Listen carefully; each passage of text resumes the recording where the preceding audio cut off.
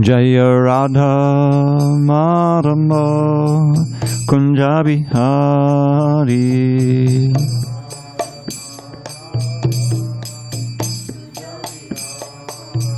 Jaya Radha Madhava Kunja Bihari. Bhava Kunja Bihari. Gopi Jana Vallabha Girivardhari.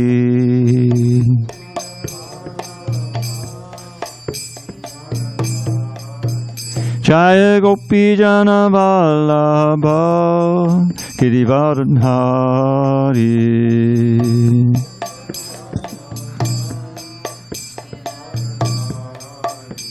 Yashodanandana Braja Jana Ranjana. Yashodanandana Braja Jana Ranjana. Yamuna Tira Vanachari. Yamuna Tira Vanachari. Jaya Radha Madhava Kunja Bihari.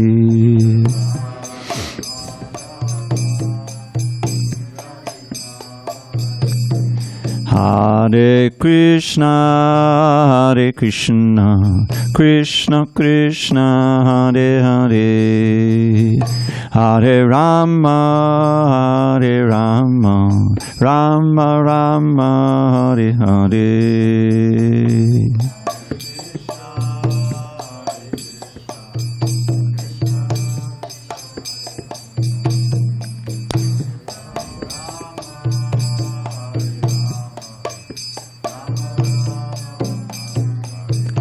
Hare Krishna, Hare Krishna, Krishna Krishna, Hare Hare, Hare Rama, Hare Rama, Rama Rama, Hare Hare.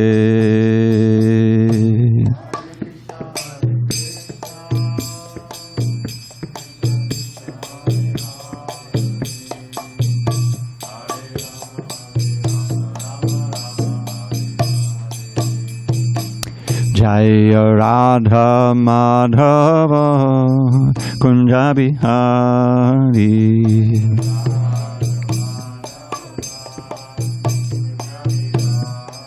Jaya Radha Madhava Kunja Bihari.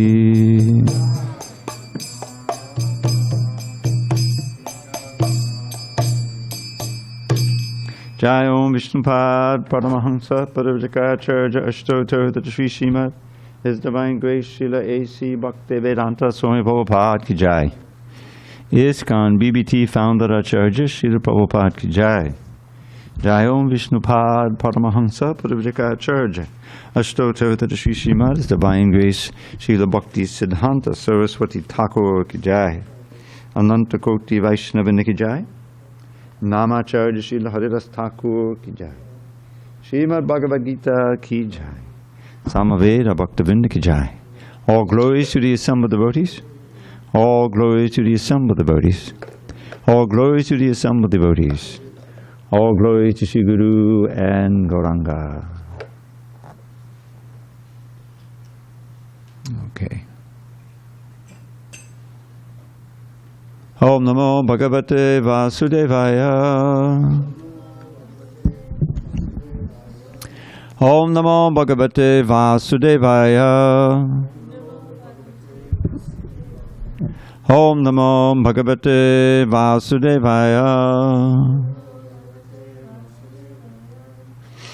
Okay.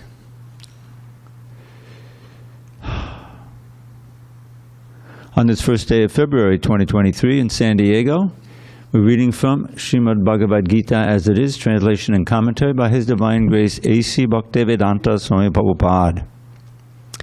And we are in the 11th chapter entitled The Universal Form. Text 47, is it? You don't remember, Ross? 46, Prabhu. What is that? 46? 46. Oh, 46. Yes, Thank you. Prabhu. Thank you, Tapas. Okay. Text 46 at the top of page 492 in most of your books. 1146. Kiritinam Gaditam Chakrahastam Ichchami Tvam Drashtum Aham Tathaiva Tenaiva Rupena Chaturbhujena Sahasra Baho Bhava Vishvamurte Kiritinam Gadinam Chakrahastam Ichchami Tvam Drashtam Aham Tathaiva Tenaiva Rupena Chaturbhujena Sahasrabaho Bhava Vishvamurte Kiritinam Gadinam Chakrahastam Ichchami Tvam Drashtamaham Tathaiva Tenaiva Rupena Chaturbhujena Sahasrabaho Bhava Vishvamurte Kiritinam Gadinam Chakrahastam Ichchami Tvam Drashtamaham Tathaiva Tenaiva Rupena Chaturbhujena Sahasrabaho Bhavam Vishvamurte. Go ahead, Ross. Kiritinam Gadinam Chakrahastam Ichchami Tvam Drashtamaham Tathaiva Tenaiva Rupena Chaturbhujena Sahasrabaho Bhava Vishvamurte. Time out. Page 492. Go ahead, Brajmanla.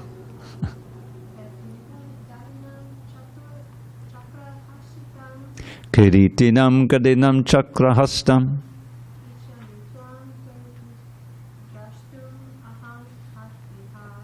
Ichchami Tvam Drashtamaham Tathaiva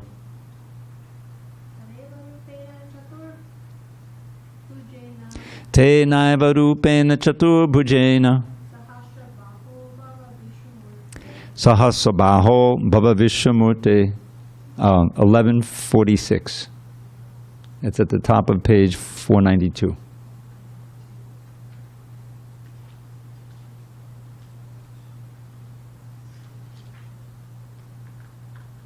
Go ahead. You made such a dramatic entry. We're going to have to hear you.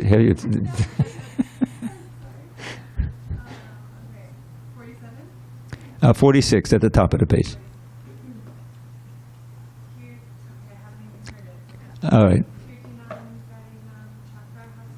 Kiritinam Gadinam Chakrahastam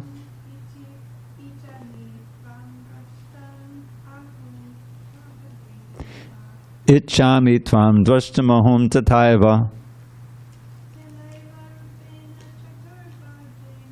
Tenaiva Rupena Chaturbhujena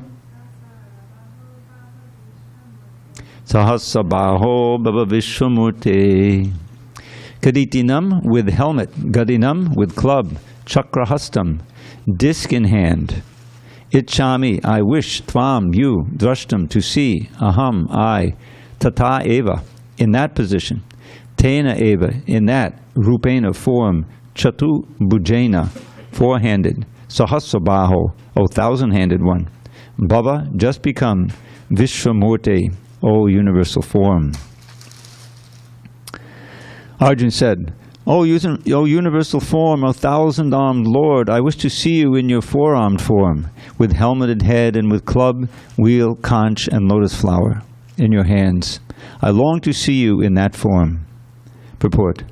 In the Brahma Samhita 539, it is stated, Ramadi Mudishikala Niyamena Tishtan. The Lord is eternally situated in hundreds and thousands of forms, and the main forms are those like Rama, Nrsimha, Narayan, etc. There are innumerable forms, but Arjuna knew that Krishna is the original personality of Godhead, assuming his temporary universal form. He is now asking to see the form of Narayan, a spiritual form.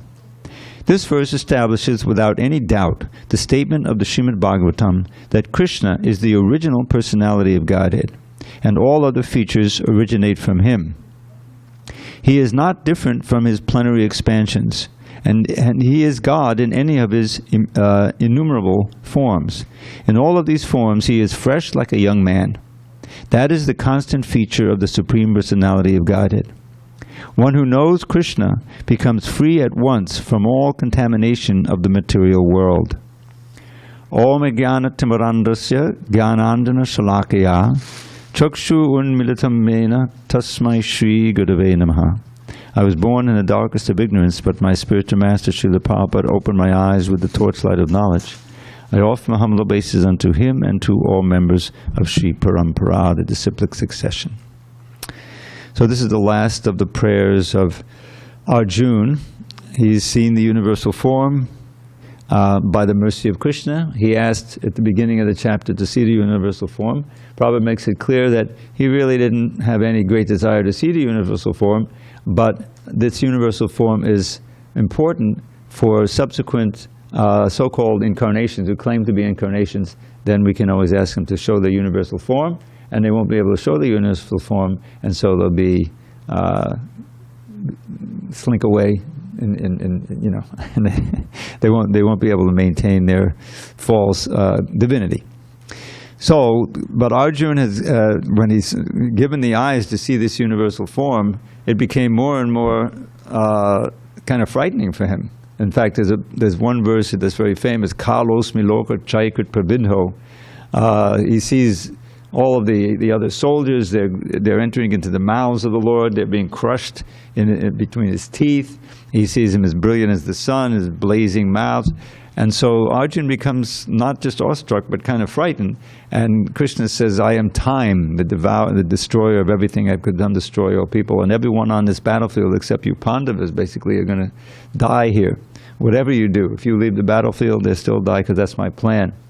And so then there's this famous line, a few verses back, Nimitta matram bhavasavya, which means, oh Arjuna, you just become my agent. In other words, it's going to happen, but if you, everyone's going to die on this battlefield but you. But if you simply do my will, then you'll be honored as the victor, and you'll be able to enjoy the spoils of the war, the kingdom, and more importantly, Dharma will be reinstituted in the person of your elder brother Yudhishthira, and this is my plan. So it's important kind of part of the Bhagavad Gita, because Arjuna is realizing, well, he's just been covered by Krishna so he could speak the Bhagavad Gita, put into kind of the bodily concept of life, and not wanting to see his grandfather Bhishma Deva or his teacher Dronacharya killed. Certainly didn't want to be part of killing them. But all of that was on the bodily platform, and ultimately he sees that his duty is to become nimitta matram, means just like a hand in Krishna, serving him his will without question. And that will be the success of his life, and he'll be helping to reinstitute Dharma in the world. So then we have all these prayers of Arjuna, and he even begged his forgiveness that he dealt with Krishna in a very intimate way. I may have dishonored you, because I regarded you as my friend, but now I see that you're the God Almighty, and all these different things. And he's kind of out of his ordinary mood of friendship with Krishna. And he longed to see Krishna back in his original form. But he doesn't pray for that immediately. He says, please let me see you in your four-handed form, which is what's described here. But Krishna will ultimately show him his two-handed form, which is most human-like. So that's what we're witnessing here. This is the last of the verses. in which Arjuna prays to see Krishna again with the lotus flower in his hand, the club, the wheel, the conch, like that. And that's what's going to transpire. Now Prabhupada quotes this verse from the Brahma Samhita, Ramadi Mudashikalani Mena Tishtan. And this is a verse which describes how Krishna appears in all these forms, just like today is the appearance day of Lord Vamana, Lord Varaha, Varaha, the boar incarnation. And in the Bhagavatam, there's actually two boar incarnations, and they're both combined in the story. I don't know if you know that. There's one who fought with Hiranyaksha, and there's another manifestation who lifted the earth. But in the Bhagavatam, the story is told as one story. And it's a very dramatic story. Due to Hiranyaksha's mining of the gold, the name Hiranyaksha means always looking for gold. You know, Aksha is eyes, and Hiranya is gold. So he's always looking for gold.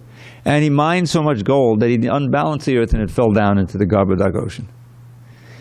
So this is a disaster, you know, and what to do? Brahma couldn't figure out what to do.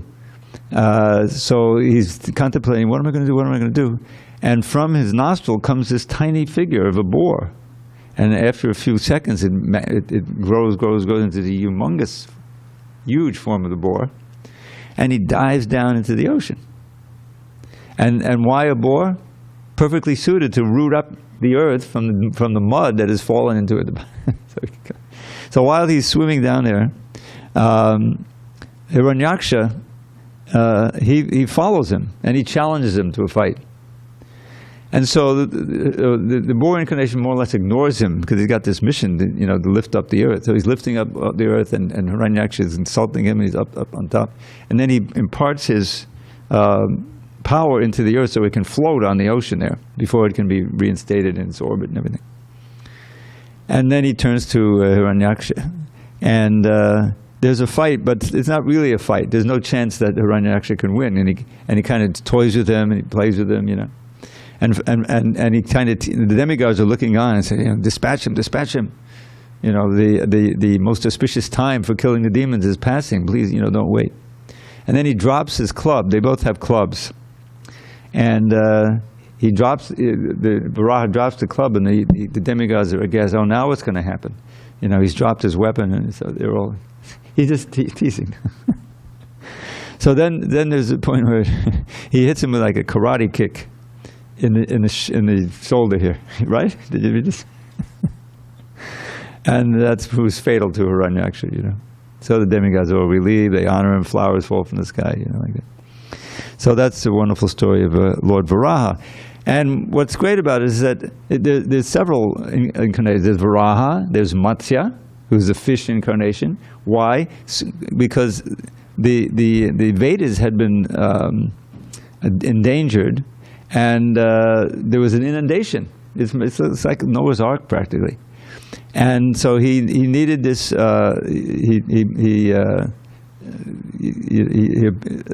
there's this Muni, was it Satyavrata Muni? Who found this fish in I forget where it was, in the river or something, and he wanted to give him a safe place to be, so he put him into a little fishbowl. But before he wakes up the next morning and he's outgrown the fishbowl. So he takes him out and puts him into a well, and you know what grows the well. So finally he takes him out and puts him in the ocean, and he grows to be like, you know, 5 or 10 or 20 miles long. And he offers prayers. You realize this is the Supreme Personality of Godhead, so this prayer is offered. And then there's a boat in which, I think I'm getting this wrong, I don't know if it's Satyavrata Muni on the boat, but it's almost like there's, you know, there's many animals who are saved and everything, but mainly the Vedas are saved. I'm sorry, I think I'm mixing the story up. Should have looked it up.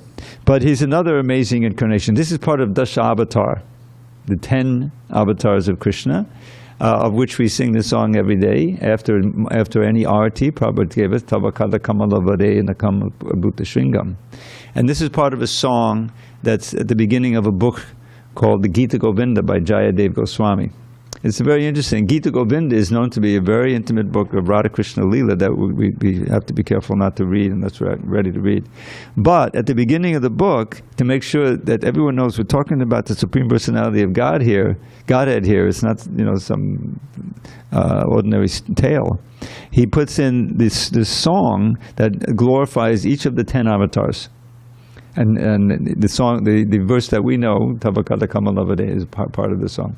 And Varaha is in there, and Matsya is in there, and of course Nrsingadev. And I think Buddha is in there also. Balaram is also mentioned. So it's a beautiful song. And this is our, the end of the prayers. It's kind of a turning point in the chapter, and it's almost finished, and we're going to come, I'll try to finish, I don't know if we could finish the chapter tonight, but the last verse of the chapter, Prabhupada says, is the essence of the Bhagavad Gita. So we can look forward to that.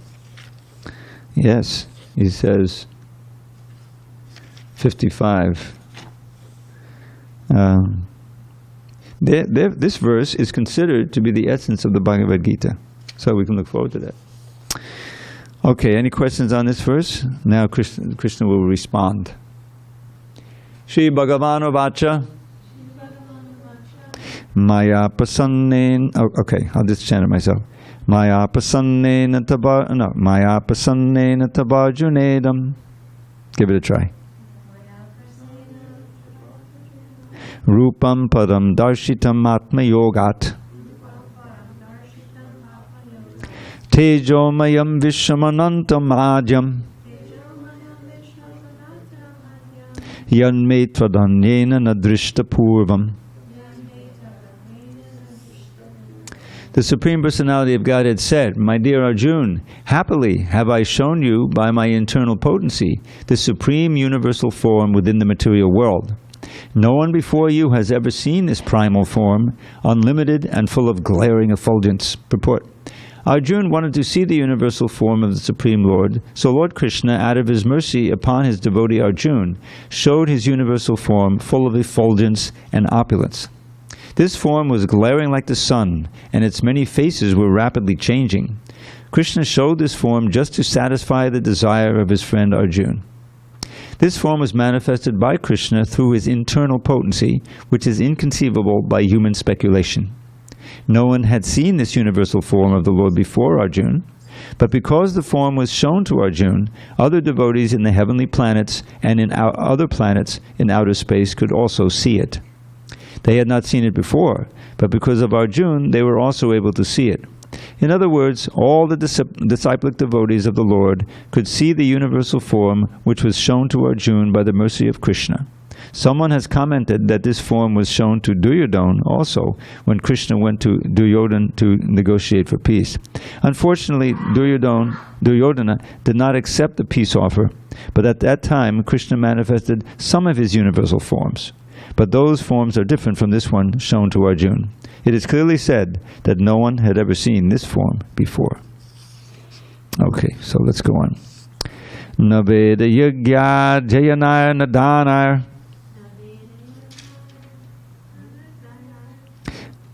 Ross, you with us? We need everyone on board here to try to chant these verses. Naveda yagya jayanaya nadanaya. Dana nacha kriyadbir natapobir ugrai evam rupa shakya aham nriloke drashtum tvadanyena kuru pravira. O best of the Kuru warriors, no one before you has ever seen this universal form of mine. For neither by studying the Vedas, nor by performing sacrifices, nor by charity, nor by pious activities, nor by severe penances can I be seen in this form in the material world. Purport. The divine vision in this connection should be clearly understood. Who can have divine vision? Divine means godly. Unless one attains the status of divinity as a demigod, he cannot have divine vision. And what is a demigod? It is stated in the Vedic scriptures that those who are devotees of Lord Vishnu are demigods. Vishnu Bhakto Smito Deva. Those who are atheistic, that is, who do not believe in Vishnu, or who recognize only the impersonal part of Krishna as the supreme, cannot have the divine vision. It is not possible to decry Krishna and at the same time have the divine vision. One cannot have the divine vision without becoming divine. In other words, those who have divine vision can also see like Arjuna. The Bhagavad Gita gives the description of the universal form. Although this description was unknown to everyone before Arjuna, now one can have some idea of the Vishvarupa after this incident. Those who are actually divine can see the universal form of the Lord, but one cannot be divine without being a pure devotee of Krishna. The devotees, however, who are actually in the divine nature and who have divine vision are not very much interested in seeing the universal form of the Lord. As described in the previous verse, Arjuna desired to see the four-handed form of Lord Krishna as Vishnu, and he was actually afraid of the universal form. In this verse, there are some significant words, just like Veda Yagyadhyayanai, which refers to studying Vedic literature and the subject matter of sacrificial regulations. Veda refers to all kinds of Vedic literature, such as the four Vedas, Rig, Yajur, Sama, and Atharva, and the 18 Puranas, the Upanishads, and the Vedanta Sutra. One can study these at home or anywhere else. Similarly, there are sutras, Kalpa Sutras and Mimamsa Sutras, for studying the method of sacrifice. Dhanai refers to charity which is offered to a suitable party, such as those who are engaged in the transcendental loving service of the Lord, the Brahmins and the Vaishnavas. Similarly, pious activities refers to the Agnihotra and the prescribed duties of the different castes. And the voluntary acceptance of some bodily pains is called tapasya. So one can perform all these, can accept bodily penances, give charity, study the Vedas, etc. But unless he is a devotee like Arjuna, it is not possible to see that universal form. Those who are impersonalists are also imagining that they are seeing the universal form of the Lord, but from the Bhagavad Gita we understand that the impersonalists are not devotees. Therefore, they are unable to see the universal form of the Lord. There are many persons who create incarnations. They falsely claim an ordinary human to be an incarnation, but this is all foolishness. We should follow the principles of the Bhagavad Gita. Otherwise, there is no possibility of attaining perfect spiritual knowledge. Although the Bhagavad Gita is considered the preliminary study of the science of God, still it is so perfect that it enables one to distinguish what is what. The followers of a pseudo-incarnation may say that they have also seen the transcendental incarnation of God, the universal form. But that is unacceptable because it is clearly stated here that unless one becomes a devotee of Krishna, one cannot see the universal form of God. So one first of all has to become a pure devotee of Krishna, then he can claim that he can show the universal form of what he has seen. A devotee of Krishna cannot accept false incarnations or followers of false incarnations. So there's a little bit of a paradox going on here. In previous purports, Prabhupada has said, well, the devotees really aren't very interested in seeing the universal form. Why? Because you really can't have much personal interaction with that universal form. But how are you going to address the universal form? Where are you going to find big enough dhoti or big enough, and how are you going to feed that universal form? No matter how much you bring, it's just not even a morsel. You know what I'm saying? So because it's so awe-inspiring and even a little frightening, devotees of Krishna, especially in the Gaudiya line, are not very interested in seeing the universal form. But acquiring that transcendental vision is part of what advancement is. And basically it means seeing Krishna everywhere through his energy. That's the first stage. And understanding that whatever we see, all of the living entities and human and other and subhuman forms that we may encounter in our life, these are all part and parcel of Krishna. They're all conscious beings, just like us. And that as Krishna says in the 7th chapter, we remember, that besides these lower energies, the earth, water, fire, air, ether, mind, intelligence, false ego, these are apara prakriti. These are unconscious energies, there are also the living entities who are my superior energy. So just as Prabhupada would give the example of the mother who sees her little child's shoe hanging under the bed, seeing and the child's away at school, and a tear comes to her eye because she remembers how the child used to wear that shoe, and was all the images of the child, and the emotions just come up. So that's an analogy to how the pure devotee sees this world as simply a play of Krishna's energies. So because everything is related to Krishna, it's all his energies, therefore he's present in that sense in everything, plus as a super soul. So that's how we see Krishna everywhere, not so much, oh, if I could only see the universal form. I mean, I've been in the movement 50 years, I haven't a desire to see the universal form. Reading this 11th chapter is enough for me. It's I mean, it's an important part of the Gita, but it's... All right, text 49. Mate vyatama cha vimuda bhavo drishtva rupam ghoram idrin mamedam vyapeta bhi pritamanapunastvam tadeva me rupam idam prapasya pasya. You have been perturbed and bewildered by seeing this horrible feature of mine. Now let it be finished. My devotee, be free again from all disturbances. With a peaceful mind, you can now see the form you desire. Purport.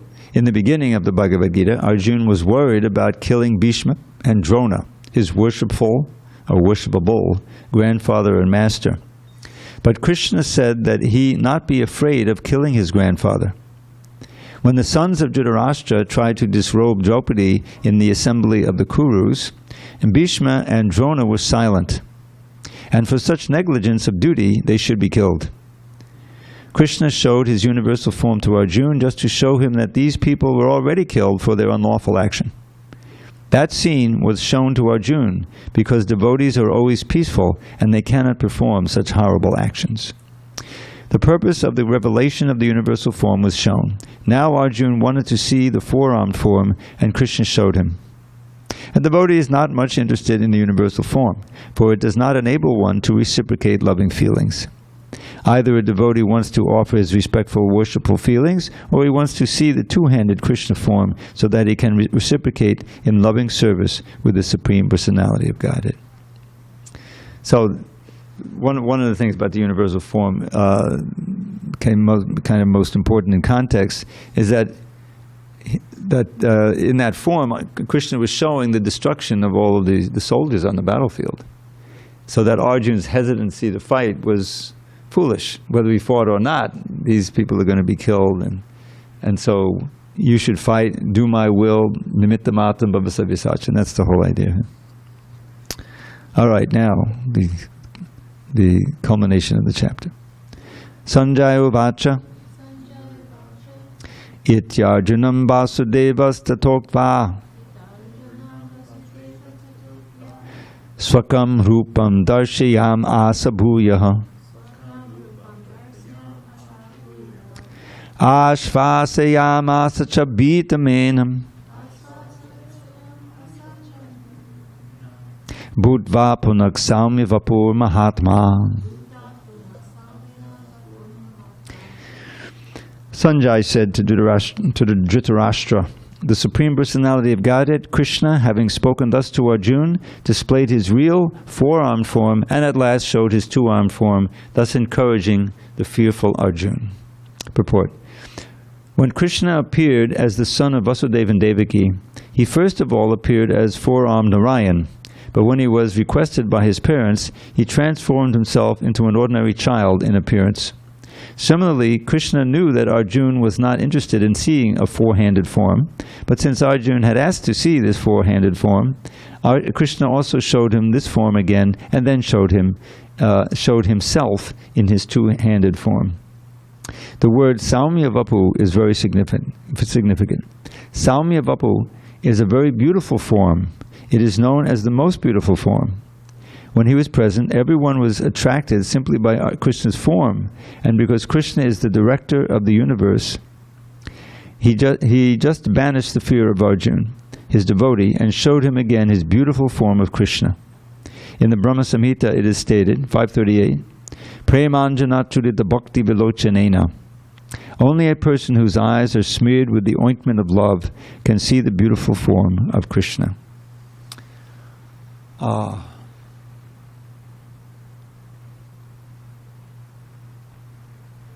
Verse is not coming. There's 4 unique qualities that Krishna has.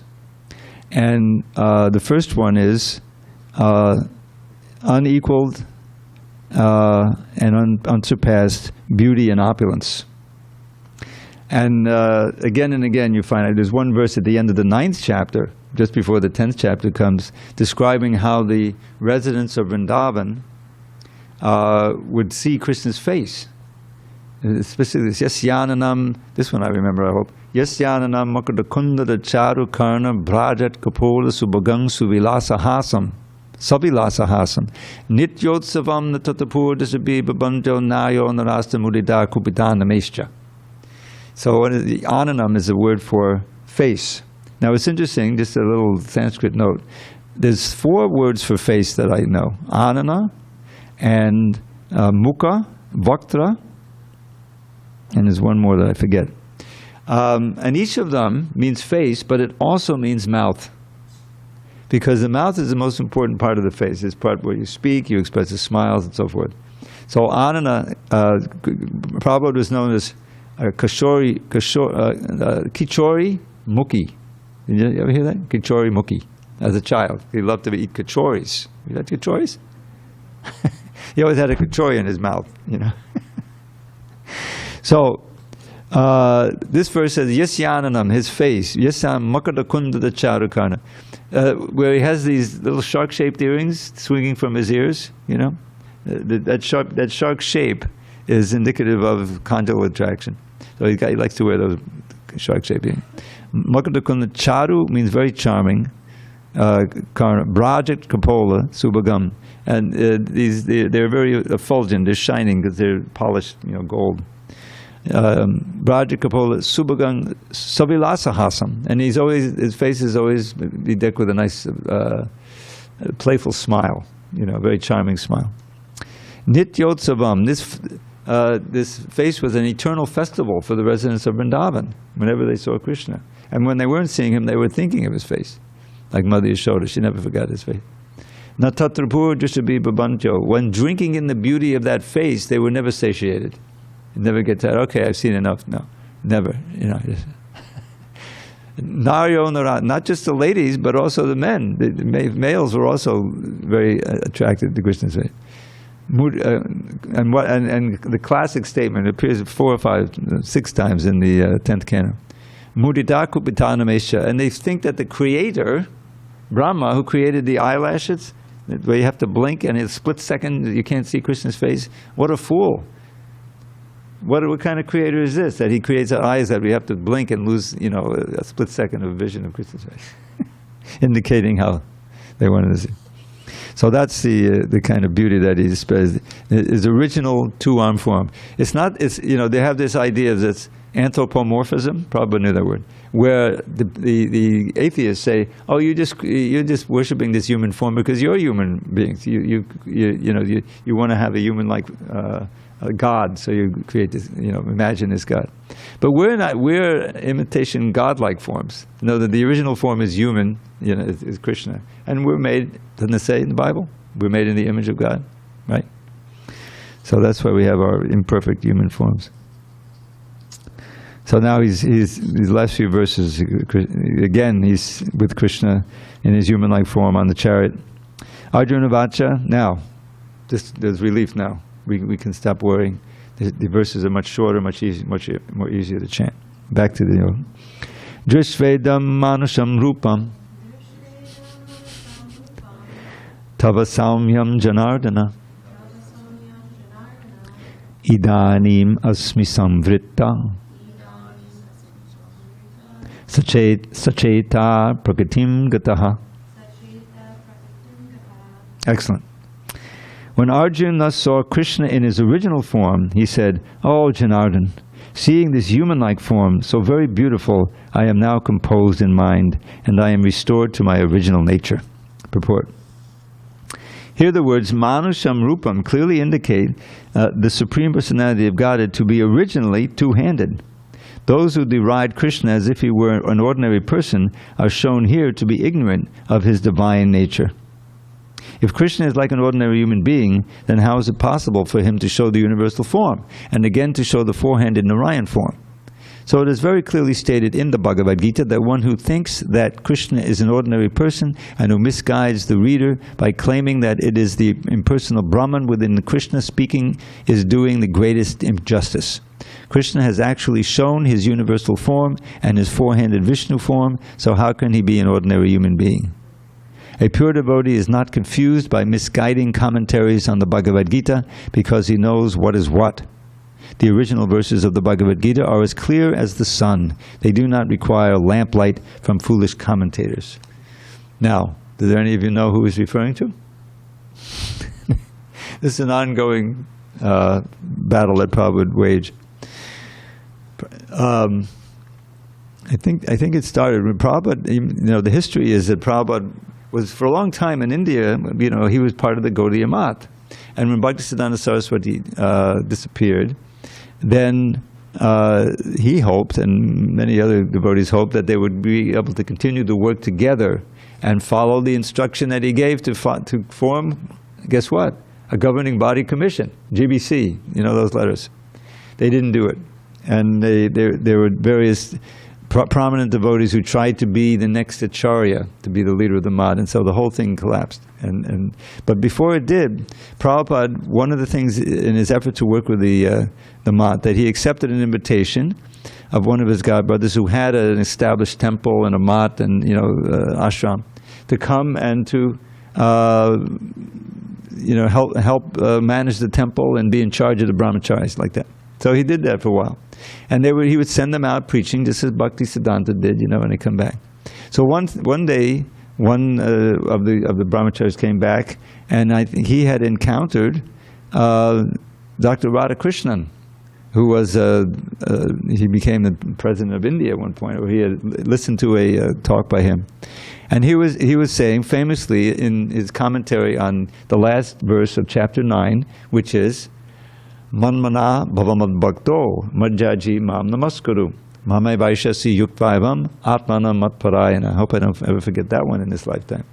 Where is a culmination of this very important chapter, the most confidential knowledge, chapter 9, and he says, here's the most confidential knowledge. Just think of me, become my devotee, bow down to me, offer your homage unto me, and worship me. Surely you will come to me because you will be linked to me in yoga, So in his commentary on this verse, Dr. Radhakrishnan was saying, it's not that we have to surrender unto the person Krishna, but to the eternal, unborn, spiritual reality within Krishna. And this is like a huge offense. There's no difference between Krishna's inside and his outside as there is with us. We know, right? That's the first thing we learn. We're infinitesimally large little Atma, Jiva Atma, and we have this big body because we wanted to imitate Krishna. But we're not the body, we're this spirit soul. But Krishna he's all soul. He's all solid spirit. There's no inside or outside of Krishna.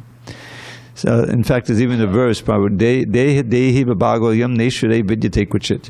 For the Ishvara, the Supreme Lord, personality of Godhead, Dehi vabhago, there's never any difference between the Dehi, the dweller within the body, and the Deha. That's the only difference we have that. Dehinosmin yata dehe komaram. There's the Dehina and there's the Deha.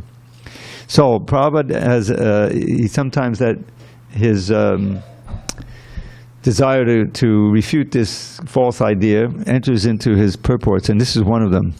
So very clearly said, one who thinks that Krishna is an ordinary person who misguides the reader by claiming that it is the impersonal Brahman within Krishna speaking is doing the greatest injustice.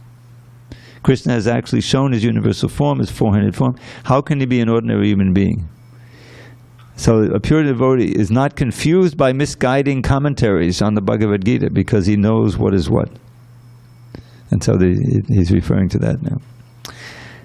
So, Now, so Krishna has finally shown his Saumya Vapur, right? And Arjuna, you see, very beautiful, he's now composed, and I'm restored to my original nature. And then Krishna speaks in the last 4 verses of the chapter here. All right, let's go on. Shri Bhagavan Vacha su-durdarśamidam rupam dristavan nasiyan mama deva apyasya rupasya nityam darshana kangshinaha. The Supreme Personality of Godhead said, "My dear Arjuna, this form of mine you are now seeing is very difficult to behold. Even the demigods are ever seeking the opportunity to see this form, which is so dear." They want to see this form, not the universal form, which we also should want to see. Purport: in the 48th verse of this chapter, Lord Krishna concluded revealing his universal form and informed Arjuna that this form is not possible to be seen by so many pious activities, sacrifices, etc. Now here the word su-durdarśam is used, indicating that Krishna's two-handed form is still more confidential. One may be able to see the universal form of Krishna by adding a little tinge of devotional service to various activities like penances, Vedic study, and philosophical speculation. It may be possible, but without a tinge of bhakti, one cannot see. That has already been explained. Still, beyond that universal form, the form of Krishna with two hands is still more difficult to see, even for demigods like Brahmā and Lord Śiva. They desire to see him, and we have evidence in the Srimad Bhagavatam that when he was supposed to be in the womb of his mother, Devaki, all the demigods from heaven came to see the marvel of Krishna. And they offered nice prayers to the Lord, although he was not at that time visible to them. So, editorial interlude.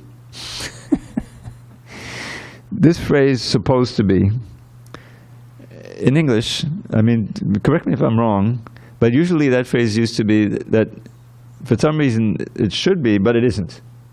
Right? You're supposed to be intelligent, Ross. How come you made that mistake? In other words, that, you know. But Prabhupada doesn't use it that way. He uses it in supposed to be said to be. It's said to be. In other words, known to be. Which is what it means here. Thus, when he was known to be in the womb of his mother, in other words, no one had seen him yet, but this was the prediction. This is what he said it would happen, and so so they knew he was in the womb. And they offered these prayers. They came and unseen, these demigods offered prayers even in that dungeon of Kamsa. That's what it's meant here. When he was known to be in the womb of his mother Devaki, the demigods came and offered prayers. Although he was not visible to them. They wanted to see him. They wanted to see Krishna. A foolish person may deride him, thinking him an ordinary person, and may offer respect not to him, but to the impersonal something within him. But these are all nonsensical postures. Krishna, in his two-armed form, is actually desired to be seen by demigods like Brahmā and Śiva, in his two-armed form. In the Bhagavad Gita 9:11, it is also confirmed, Avajananti ma mudha manushim tanum ashritam. He is not visible to the foolish persons who deride him. Krishna's body, as confirmed by the Brahma Samhita and confirmed by Krishna himself in the Bhagavad Gita, is completely spiritual and full of bliss and eternality. His body is never like a material body. But for some who make a study of Krishna by reading the Bhagavad Gita or similar Vedic scriptures, Krishna is a problem. For one using a material process, Krishna is considered to be a great historical personality and very learned philosopher, but he is an ordinary man. And even though he was so powerful, he had to accept a material body. Ultimately, they think that the absolute truth is impersonal. Therefore, they think that from his impersonal feature, he assumed a personal feature attached to material nature. This is a materialistic calculation of the Supreme Lord. Another calculation is speculative. Those who are in search of knowledge also speculate on Krishna and consider him to be less important than the universal form of the Supreme. Thus, some think that the universal form of Krishna, which is manifested to Arjuna, is more important than his personal form. According to them, the personal form of the Supreme is something imaginary. They believe that in the ultimate issue, the absolute truth is not a person. But the transcendental process is described in the Bhagavad Gita, chapter 4, to hear about Krishna from authorities. That is the actual Vedic process, and those who are actually in the Vedic line hear about Krishna from authority, and by repeated hearing about him, Krishna becomes dear. As we have several times discussed, Krishna is covered by his Yoga Maya potency. He is not to be seen or revealed to anyone and everyone. Only by one to whom he reveals himself can he be seen. This is confirmed in the Vedic literature. For one who is a surrendered soul, the absolute truth can actually be understood. The transcendentalist, by continuous Krishna consciousness and by devotional service to Krishna, can have his spiritual eyes opened and can see Krishna by revelation. Such a revelation is not possible even for the demigods. Therefore, it is difficult even for the demigods to understand Krishna.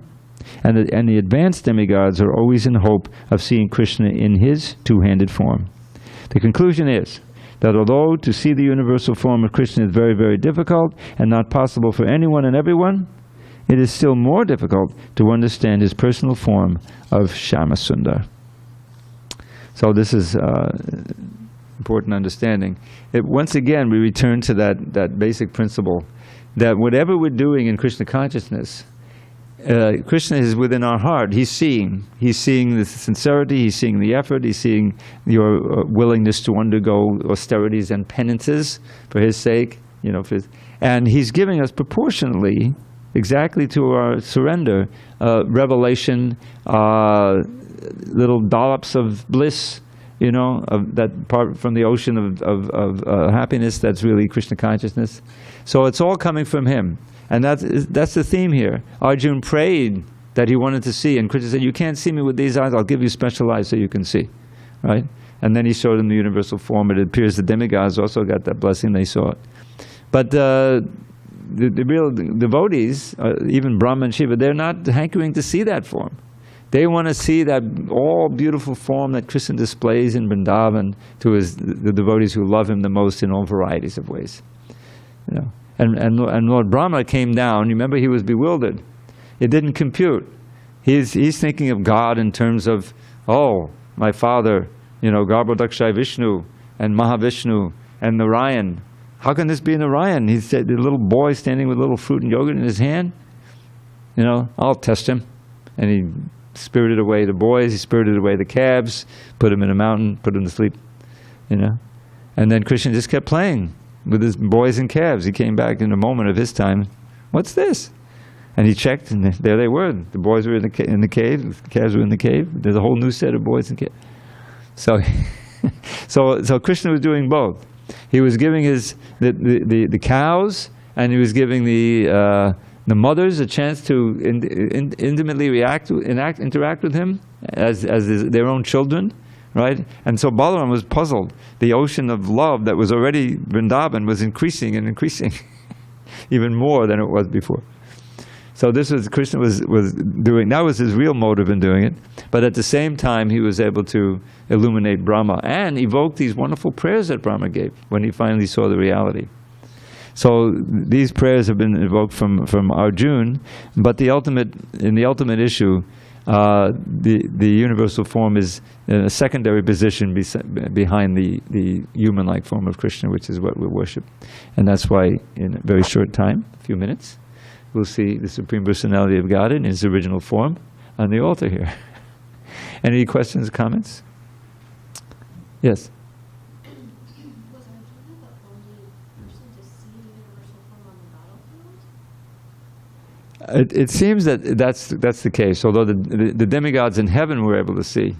It doesn't say that all these soldiers saw. Because you can imagine, Arjuna's got on his chariot is the origin of this universal form. We surrender. Okay, Haribol. That wouldn't. If they surrendered, then they couldn't be killed. They have to be fighting, the fighting mood, and then you can kill them. Otherwise, it's part of the law of war that if your combatant surrenders to you, then you don't kill him. So I guess they just saw Krishna and Arjuna talking on the chariot. Okay, we better adjourn. All glories to Srila Prabhupada. Hari Hari Bol.